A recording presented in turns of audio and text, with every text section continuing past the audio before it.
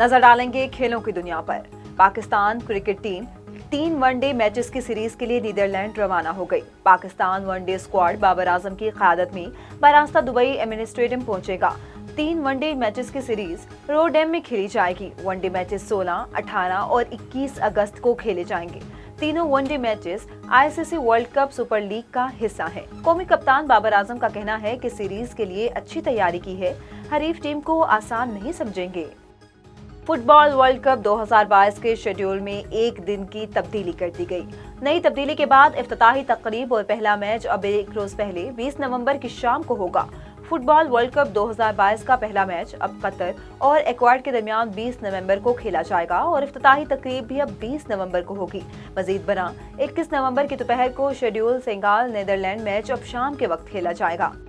पाकिस्तान के नौजवान कोहपेमा शहरोज काशिफ ने एक और रिकॉर्ड अपने नाम कर लिया। 20 साला कोहपेमा ने 8080 मीटर बुलंद चोटी सर कर ली, जिसके बाद वो 10 बुलंद तरीन चोटियां सर करने वाले दुनिया के कम उम्र तरीन कोहपेमा बन गए। शहरोज के वालिद के मुताबिक पाकिस्तानी कोहपेमा 4:09 पर सिमट पहुंचे। शहरोज ने बरतानवी कोहपेमा एंड्राडा बलवानी का रिकॉर्ड 12 रोज में तोड़ दिया। एंड्राना ने 20 जुलाई को 10 बुलंद चोटियां 21 साल की उम्र में सर की थी। शहरोज काशिफ 8000 मीटर से बुलंद 10 चोटियां सर करने वाले दूसरे पाकिस्तानी बन गए।